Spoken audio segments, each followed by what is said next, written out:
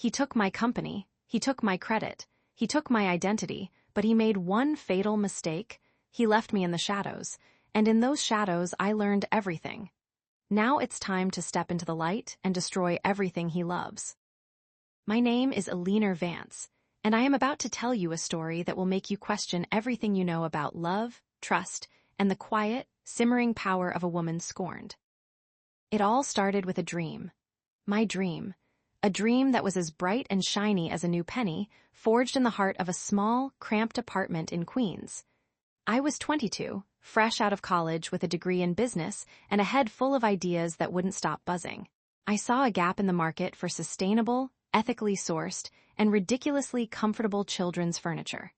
Not the cheap, plasticky stuff that falls apart in a year, but heirloom quality pieces that were good for the planet and good for a child's imagination. I was a girl with calloused hands from sanding wood and a permanent smudge of varnish on my cheek. My kitchen table was my drafting table, my living room was my showroom, and my tiny, shared garage was my workshop. It was a grind. I'd wake up at 4 a.m. to refinish a rocking horse and stay up until midnight answering emails. My friends thought I was crazy. My parents, God bless them, were supportive but worried. "Ellie, honey," my mom would say, her voice thick with that familiar New York accent, "you have a good degree. You could get a nice, safe job with benefits. Why are you killing yourself over a bunch of wooden chairs?" I never had a good answer for her. I just knew, deep in my bones, that this was what I was meant to do. I was building something from nothing, and I was building it alone. Then I met Mark. He was a sales rep for a hardware supply company. He came to my workshop one day to deliver an order of specialty screws and finishes. He was charming, all easy smiles and smooth talk. He had a way of making you feel like you were the only person in the room. He looked at my half-finished crib and the hand-drawn plans pinned to my wall, and instead of laughing, he said, "This is incredible, Ellie. You're not just building furniture, you're building a legacy." That was the moment my heart tripped. Legacy. That was the word I hadn't even dared to whisper to myself. He saw it. He saw my vision. He saw my struggle, and he called it something noble. Our courtship was a whirlwind. He started coming by the shop after work, bringing me coffee and asking a million questions. He wasn't just a salesman, he was an idea man.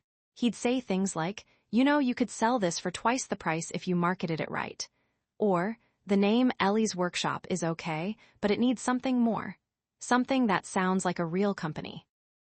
He saw the potential in my business that I was too afraid to fully acknowledge. I was a maker, not a marketer. I was an artist, not a CEO. He was the charismatic, confident piece of the puzzle I was missing. He was the man who could take my beautiful creations and present them to the world. We got married in a small ceremony. My parents cried. Mark's parents, who were wealthy and a bit distant, sent a nice check and their regrets. I didn't care. I had a husband who believed in me. I had a partner. And I, in my foolish, trusting, and love-struck state, gave him a partnership. I made him a 50% partner in my business. I changed the name from Ellie's Workshop to Vance & Co. It sounded more established, more professional, just like he said. I thought it was a symbol of our union, our shared future. He was going to handle the sales, the marketing, the big picture strategy, and the finances. I was going to keep doing what I did best, creating beautiful things. For a while, it was a beautiful dream. Mark's salesmanship was phenomenal. He had a gift for flattery. He'd get us meetings with big-time boutique owners, and he had the whole spiel down. "My wife is an artist," he'd say, beaming, patting me on the back. "She's the creative genius. I'm just the guy who makes sure the world gets to see her work." He was a charming storyteller, and he made our products sound like more than just furniture. They were works of art, a philosophy, a lifestyle. And I, standing next to him, covered in sawdust, would just smile and nod. I was grateful. He was taking care of the hard, scary part, the part that made my palms sweat. I was the shy artist, and he was the brilliant businessman. Our first big break came when a famous parenting blog featured our Nebula nursery line. Sales went through the roof. We had to hire a team of craftsmen. We moved out of my garage and into a proper 5,000-square-foot workshop. Mark got us a better website, professional product photography, and a social media presence. He was on fire. And he kept telling everyone that he was the architect of it all. "Oh, the designs are wonderful," he'd say in meetings, "but it was really my business model that got us this far." The nebula concept, it was a strategic branding decision I made, he'd tell potential investors, while I sat there holding a prototype of a galaxy-shaped mobile I'd spent a week painstakingly crafting. "It's tough being the one holding this whole thing together," he'd joke to his friends when I was in earshot, "but it's a labor of love." It started small, just little comments. I'd brush them off. He was just proud of our success. He was just wording things in a way that people understood. But as the company grew, so did the rewriting of history. The story of our company's origins began to shift. It was no longer about the girl in the garage with the dream. It became the story of a brilliant young entrepreneur who saw a market, built a brand from scratch, and was generous enough to include his wife, the head designer, as a collaborator. I was still important. I was the talented craftsperson, the creative director, but I was no longer the founder. I was a piece of a larger machine he had built, his machine, and I let him do it. Looking back, I can't believe how blind I was. I was exhausted, raising a baby girl named Lily while trying to manage a rapidly expanding company. I didn't have the energy to fight for the narrative. I didn't have the political skills to correct him in front of investors. And, I'm ashamed to admit, a part of me still believed it. A part of me still thought he was the genius, and I was just the girl with the sawdust. The real turning point was when his parents came for a visit. We were in our new, beautiful house in the suburbs. It was a testament to our success. Mark was giving them a tour, and he took them to his large, corner office. It was all dark wood and leather. The walls were covered in awards, accolades, and press clippings. "And this," he said grandly, gesturing to a framed article from Forbes magazine, "is where the magic happens. I built this entire empire from a single idea. It takes a lot of guts and a vision to make this kind of leap of faith, but I was willing to take the risk." His father, a stoic, successful businessman himself, nodded in approval. "That's my boy," he said, "a real self-made man, a captain of industry." I was standing in the doorway, holding my sleeping baby. I felt a cold trickle down my spine. He hadn't even mentioned me. He hadn't even said my wife and I, it was just him. The visionary, the risk-taker, the founder. For the first time, I didn't feel gratitude. I felt a hot, burning ember of something I'd never felt before. It felt like betrayal. That night, I confronted him. I quietly put Lily to bed and went into his study. "I was there, Mark," I said softly, my voice trembling. "I was in the garage. I was the one who sanded every piece of wood. I was the one who came up with the idea." He didn't even look up from his laptop. "Of course you were, honey," he said, dismissing me with a wave of his hand. "But they don't want to hear about all that. They want to hear about the business side of things, the strategy. They want to be impressed by the CEO, not the craftsperson." "I'm not just a craftsperson," I said, my voice rising. "I'm the founder." He finally looked at me, and his eyes weren't warm or loving. They were filled with the cold, patient annoyance of a man who was tired of explaining the obvious to a child. "Look, Ellie, let's be realistic. Who do you think is more important to the continued success of this company? You, in your workshop, building a rocking horse. Or me, who is out there pitching to investors, securing our capital, and building the brand? Who is making the decisions that keep us from going bankrupt?" He had a point. He was the public face. He was the one who made deals. He was the one who was keeping the ship sailing smoothly, and I was just a cog in the machine he'd crafted. The problem was, he'd completely reversed the story. I wasn't a cog in his machine. He was a part of my dream.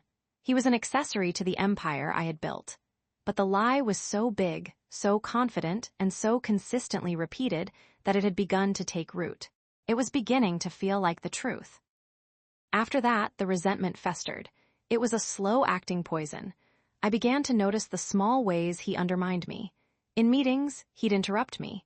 He'd take my concepts and present them as his own strategy. He'd give me ridiculous, impossible deadlines that could only be met if I worked 14-hour days. And then he'd take the credit for the company's efficiency. He'd make executive decisions about product lines and suppliers without even consulting me. He was the decision maker, I was the executor, I was the silent partner. It reached a fever pitch a few years later. I was about to unveil my best work yet, a revolutionary line of modular, eco-friendly furniture for children called the treehouse system. It was based on a concept I'd been dreaming of for years. It was my masterpiece. I had been working on it in secret for months, planning the presentation. The night before the big investor meeting, I went over the intricate schematics with Mark, explaining the design philosophy, the unique joinery, and the sustainability angle. He listened intently. He seemed genuinely impressed. The next day, I was dressed in my best suit, ready to present. I was shaking, but I was determined to be the one to deliver this news. This was my work, my baby. When we arrived at the meeting room, the investors were already seated. I opened my mouth to begin, but before I could speak, Mark stood up.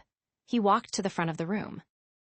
"Ladies and gentlemen," he began, a confident smile on his face, "today I am proud to unveil the next generation of sustainable living. I want to show you a concept I've been personally developing for years. I call it the treehouse system." The room went silent. The air was sucked out of my lungs. I felt my face drain of color. He was standing there, in front of our potential investors, taking credit for my life's work. I wanted to scream. I wanted to stand up and say, "That's a lie, that's my work." But I didn't. I was frozen, humiliated. I was the wife. I was just the designer. I was supposed to be the supportive, silent partner. And here he was, publicly, shamelessly, and coldly stealing my dream right in front of me. He looked right at me as he finished his pitch, and gave me a tiny, almost imperceptible wink. That wink, it wasn't an apology, it was a statement. It was him telling me, "See, I'm in control. This is how it's going to be." The investors bought it. Hook, line, and sinker. They invested millions. They didn't see the girl at the back of the room who had sketched the first design on a napkin years ago. They saw him, the brilliant CEO, the architect of a children's furniture empire. That was the day my love for Mark Vance died.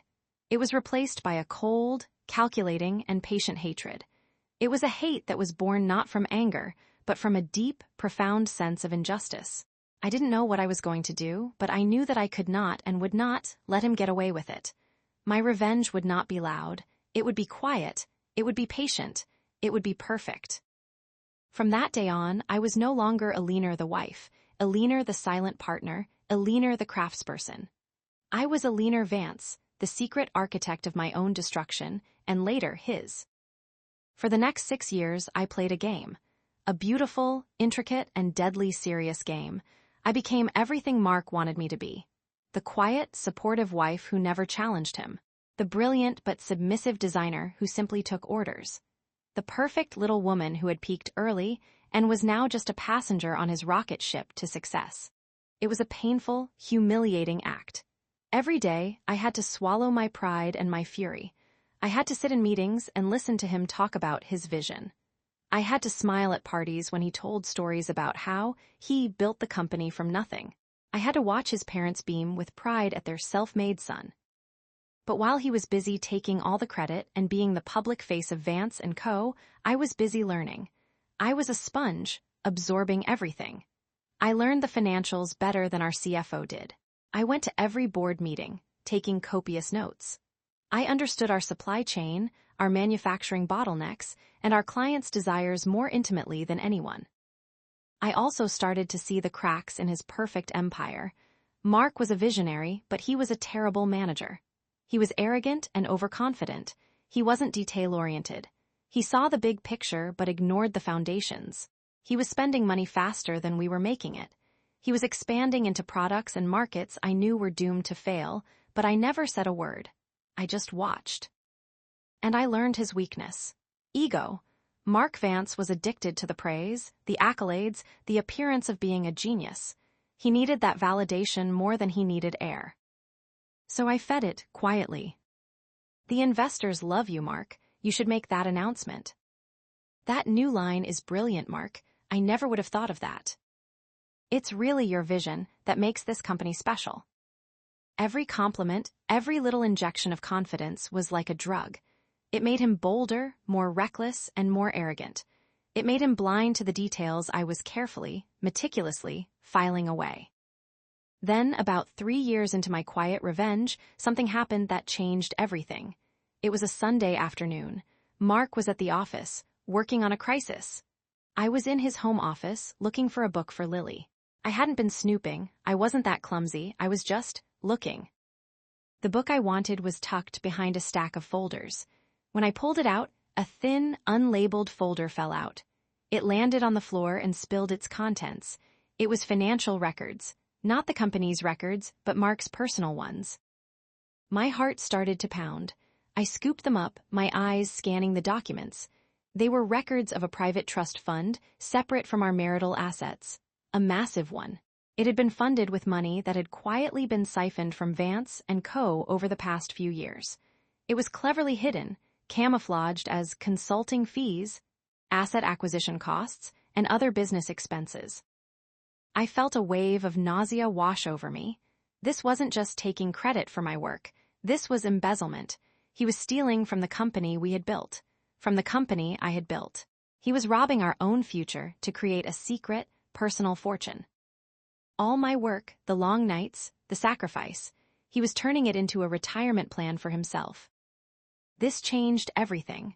My revenge was no longer just about getting credit, it was about justice, it was about survival. I closed the folder, my hands steady. I put it back exactly where I found it. I didn't tell anyone, I didn't confront him.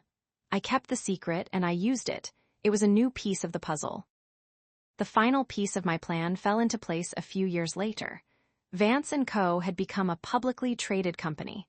Mark was a celebrity CEO, a golden boy. He was getting ready to make his biggest gamble yet.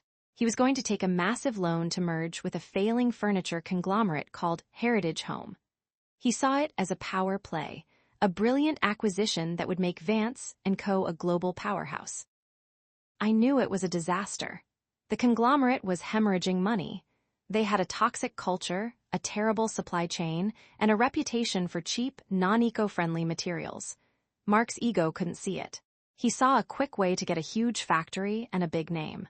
The bank that was going to provide the loan, he told me, was his biggest fan. They would give him anything. They were just waiting for his signature. He was so proud of himself. He told me about it over a celebratory dinner. "It's the deal of the century, Ellie," he said, a glass of champagne in his hand. "A legacy deal, the next step." "Are you sure about it, Mark?" I asked, my voice as soft and non-threatening as I could make it. "It seems risky." He laughed, a condescending sound. "That's why you're the designer and I'm the CEO, sweetheart. You worry about the grain of the wood. I'll worry about the billions." I just smiled and took a sip of my water. That was exactly what I was waiting for. The next day, I made a few quiet phone calls to the banks that were involved. I called a few of the major shareholders who I'd discreetly built relationships with over the years. I knew them. They trusted me, the soft-spoken wife. They thought I was just a harmless, concerned artist. I was about to prove them wrong. I scheduled a private meeting with the CFO of our primary lender. He was a cautious man who had always seemed a little nervous about Mark's profligate spending. I didn't show up with a fancy presentation. I showed up with a simple manila folder, the same one I'd found in Mark's office years ago. I laid it all out for him, the secret trust fund, the embezzlement, the proof that Mark had been defrauding his own company. I didn't sound angry or vindictive. I sounded concerned, like a worried wife trying to protect a family legacy. "I'm afraid he's lost perspective," I told the CFO, my voice trembling with well-practiced fear. "He's been making reckless decisions. The Heritage Home merger is a nightmare. It will bankrupt us. I have the internal reports here that show their true financial state. If he signs the loan, I think he's planning to siphon even more money into his secret account and then walk away, leaving the company to rot." I was lying about his immediate plans. I had no idea what he intended to do after the merger. But the carefully presented evidence of his past deception made my current fear seem chillingly plausible. The CFO looked at the evidence I'd compiled. The bank statements, the forged invoices, the trail of hidden money. His face went pale. He thanked me, told me not to worry, and assured me he'd look into it. That was the signal. The bank froze the loan application. They began a quiet, internal investigation. The major shareholders, who I'd also tipped off, began to panic. They contacted their own lawyers. The chaos began. It was beautiful to watch. The first thing Mark knew about it was when he was called into an emergency board meeting.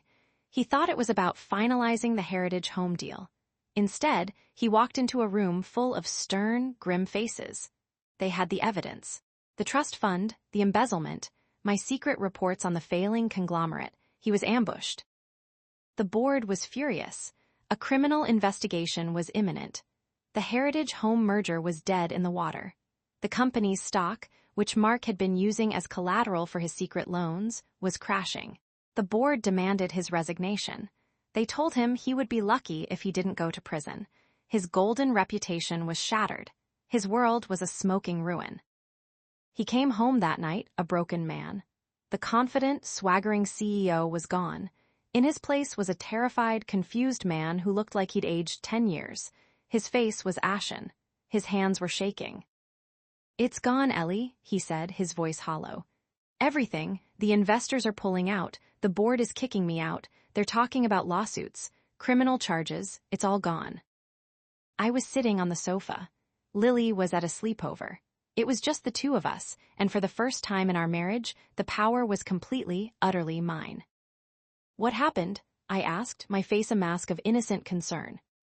Someone set me up," he stammered, pacing the room. "Someone leaked information. They had private financial records. They had plans I didn't even know about. The Heritage Home deal was a trap, and I fell for it. But someone handed them the rope to hang me with." I looked at him, this pathetic shell of a man, and for a moment I almost felt sorry for him. He looked so lost, so small. But then I remembered the garage. I remembered the rocking horse. I remembered the Nebula nursery. I remembered him standing in the meeting, stealing my treehouse system, and winking at me. The hatred, cool and pure, flooded back. "Who would do that to you, Mark?" I asked softly, tilting my head. "Who would want to hurt you like this?" He stopped pacing and looked at me. I saw the dawning realization in his eyes, the gears turning in his head. He knew I had been a quiet worker. He knew I was the only one with access to his home office. The only one who was never suspicious, never curious, never angry, the perfect wife, the silent partner. "You," he whispered, his voice cracking, "you did this." "Mark," I said, my voice full of a sadness I didn't really feel. "I told you I didn't think the merger was a good idea. You said I just worried about the grain of the wood. But you forget, Mark. The grain of the wood is the foundation. If you don't understand the foundation, the whole empire crumbles. Isn't that what you taught me?" He lunged at me, his face contorted with rage. I didn't flinch. "What are you talking about, you crazy? What did you do?" I stood up, meeting his gaze. "I saved your company, Mark," I said calmly. "I just saved it from you." He stopped, his face a mask of confusion. "Vance & Co. was my dream," I said, my voice quiet but steady. "I built it with my own 2 hands. You took the credit. You took the glory. You took my money and hid it in a secret account for yourself. You stole my life's work. So I took it back. And while I was at it, I decided to save it. I made sure the merger didn't happen, which would have bankrupted us. I exposed your theft so we wouldn't all be held liable. I did what you couldn't do. I protected the company." His face went white. "But how?" he stammered. "You're just a designer. You don't know anything about the financials." "That's the funny thing about being underestimated, Mark," I said, walking towards the door. "It gives you all the time in the world to learn." He was desperate now. He was a cornered animal, but he was still the arrogant, entitled man I'd married. "You can't do this, you stupid woman. The board wants a new CEO. They want a visionary to rebuild. I can get it back. You need me. I'm the only one who can fix this." I turned around and looked at him, a faint smile on my lips. It was the most satisfying moment of my life. "That's where you're wrong again, Mark," I said. "The board doesn't just want any new CEO. They were just given evidence of your embezzlement, your fraud, and your gross incompetence. They want stability. They want a safe pair of hands. A steady leader who actually understands the company from the ground up. The board doesn't want a convicted criminal. They want the founder. They're voting on it tomorrow morning, and I'm the only candidate." He just stared at me. The pieces of the puzzle were finally clicking into place for him. He saw the bigger picture now. It wasn't just revenge, it wasn't just punishment. It was a takeover. It was a complete, total, and absolute victory. You're going to take over, he whispered, the full weight of his defeat crushing him. You're going to be CEO. The interim CEO, I corrected him. But yes, in a few months I'll be the permanent one. The investors are thrilled. They see my knowledge, my history with the company, and my fresh perspective. They even like that I'm a woman. It's a great PR move. Vance & Co. is going to be rebranded. We're going to be known as Eleanor's Workshop, after all. It's a bit of an homage, don't you think? I saw the life drain out of him. The fight was gone. All that was left was a hollow shell of a man who had just lost everything he'd stolen. Mark, I said, walking over to him and placing a gentle hand on his arm. He flinched at my touch. I want you to understand something. I didn't just do this for me. I did this for Lily. Do you think I wanted her to grow up thinking her father was a self-made hero, thinking that her mother was just a decorative accessory? I did this so she would know the truth. And the truth is that her mother is a fighter. Her mother is a creator. Her mother built an empire, and her mother can take it back. He was crying now, ugly, pathetic tears. But where does that leave me? He whispered. I'll be ruined, arrested, I'll lose everything. No, I said, shaking my head. You won't be arrested. I've made sure of that. I have the evidence of your fraud, but I've decided not to file a report. The company will quietly settle with the investors, and will make a statement saying you're stepping down for personal reasons and to pursue other interests. And as for the secret trust fund, I've taken possession of it for safekeeping, and I'm donating it all to a foundation for children's literacy and environmental sustainability in the name of Vance & Co.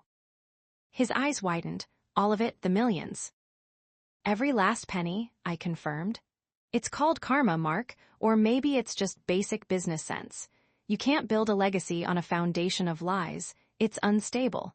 It will always collapse. I'm simply making the foundation stronger.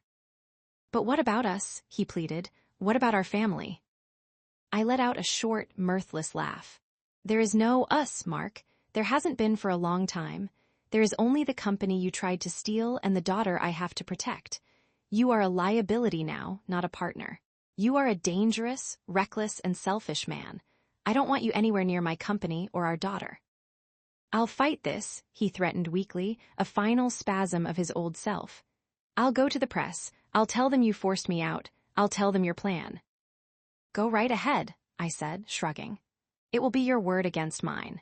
And who do you think they'll believe?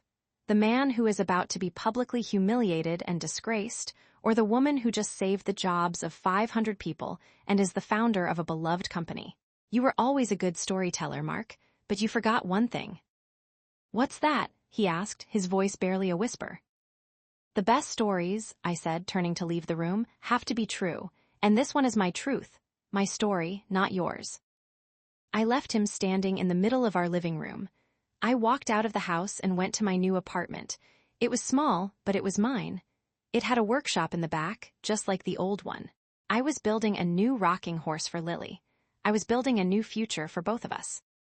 The next morning, I was named the interim CEO of Vance & Co. A few months later, the interim was dropped. I wasn't just the CEO, I was the public face of the company. I was the one in Forbes magazine. I was the one on the talk shows. My story was everywhere. The story of the young mother who built a multi-million-dollar empire only to have it stolen by her husband, and then she saved it from his reckless ambitions. The company's stock soared. People loved a redemption story. They loved a story of a woman who fought back. But the best part was the silence. For 6 years, I had listened to Mark's lies. I had heard my story twisted and warped to fit his narrative. Now, I was the one telling the story. And it was a story of resilience, of hope, and of patience. It was a story about how the quietest, most underestimated person in the room can be the strongest one of all. I never publicly revealed the embezzlement. I never gave a full, detailed account of the betrayal. I didn't have to. The world saw a successful woman. They saw a happy, well-adjusted Lily. They saw a thriving company. They didn't need to know the dirty details. They just needed to know that good had triumphed over evil. And I had. When I think about Mark now, I don't feel anger anymore. I feel a profound sense of peace. I don't know what happened to him. He disappeared from our lives. I heard he moved away. I don't care. He's a ghost from a past life. Sometimes I'll be in a meeting, and a young, ambitious woman will look at me with a spark of inspiration in her eyes. She'll ask me for advice on how to be a leader or how to handle a difficult partner. And I remember what it felt like to be her. Young, full of dreams, and so trusting. I always give them the same advice. I tell them, never let anyone steal your story, your vision, your work. Guard it with your life. And if someone tries to take it from you, don't yell. Don't scream. Just be patient. Learn everything you can about them. And then, when they least expect it, use their own arrogance to bring them down. The best revenge is a life well lived and a story well told. I am Eleanor Vance, the founder and CEO of Eleanor's Workshop. And this is my story. A story of a girl with a dream, a husband who betrayed her, and a legacy she reclaimed. And it's a story that, for the first time in my life, is completely and utterly mine.